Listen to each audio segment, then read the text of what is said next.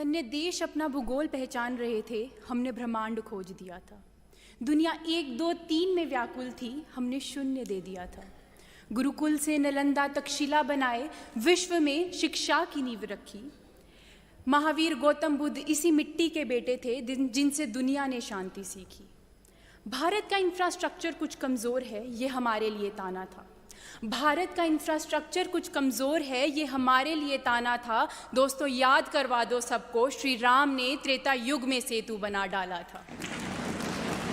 इसी सुनहरे भारत की कल्पना मन में लेकर मैं भारत देश के अति सुंदर राज्य, मंदिरों के शहर जम्मू कश्मीर से नंदता जम्वाल आप सबका हार्दिक अभिनंदन करती हूँ। एक महान व्यक्ति का कहना था कि देश के युवा को आगे आकर राष्ट्र का भाग्य विधाता बनना चाहिए। और आज ये युवा, भारत की आत्मनिर्भरता, भारत की सक्षमता देख इन युवाओं को ऊर्जा मिली। उन्हें ऊर्जा मिली जब उन्होंने चंद्रयान को अंतरिक्ष में जाते देखा। उन्हें ऊर्जा मिली जब उन्होंने बैटल टैंक अर्जुन को मैदान जंग में खड़े देखा। और इन युवाओं ने पिछले कुछ सालों में 1 लाख से अधिक स्टार्टअप्स का निर्माण कर भारत को आत्मनिर्भर बनाने में अपना योगदान दिया है। आज वर्ल्ड इनोवेशन इंडेक्स में भारत 40वें स्थान पर है और ये कामयाबी हमारी प्रतिभा, या कहूंगी प्रतिभाशाली युवाओं के दम पर है। आज प्रगति की इस गति में हमारा बहुत कुछ दांव पर है। वायु, वन, वृक्ष, आदिवासी और हाँ, निवासी भी। खनन करते करते हम इतने भीतर चले गए कि हम अपनी माँ भारती का ही हनन कर बैठे। आज राजधानी दिल्ली में बैठे हो दोस्तों, जाओ यमुना की हाल देखाओ। अभी इतना भी समय नहीं हुआ है कि तुम उत्तराखंड की प्रलय भूल जाओ। और इसके साथ मेरे मन में एक डर सताता है कि हमारे संस्कार, हमारे भारतीय संस्कार कहीं पीछे ना छूट जाएं।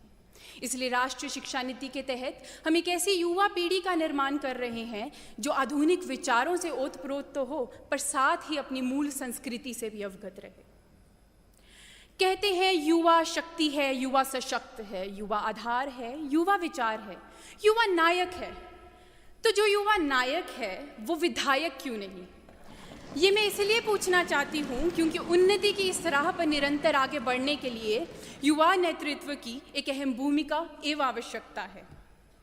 जब असल युवा जनसंख्या और संसद भवन में उनकी संख्या का अनुपात बराबर होगा, तब असल में युवाओं द्वारा युवाओं के लिए फैसले होंगे।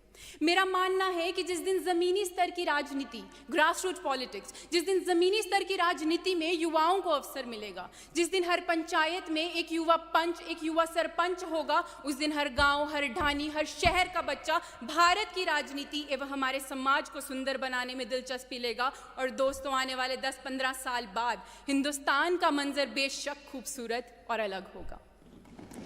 वैसे फक्र होता था जब 25 वर्ष की आयु में सुषमा स्वराज संसद भवन में बैठे देश के लिए आवाज उठाती थी। आज भी फक्र होता है जब 30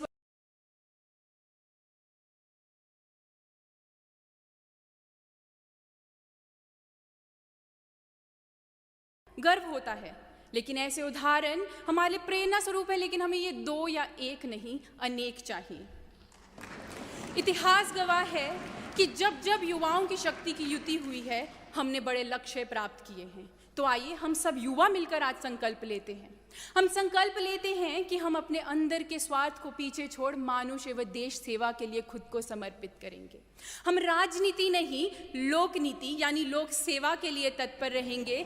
आइए हम संकल्प लेते हैं, हम उत्तर से लेकर दक्षिण तक, पूर्व से लेकर पश्चिम तक, हर जिले, हर प्रांत, हर कस्बे को साथ लेकर भारत को विकसित बनाएंगे और एक बार फिर अपने महान भारत को विश्वगुरु साबित करेंगे।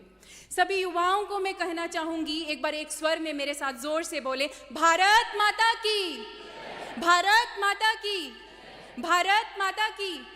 जय हिंद, जय भारत।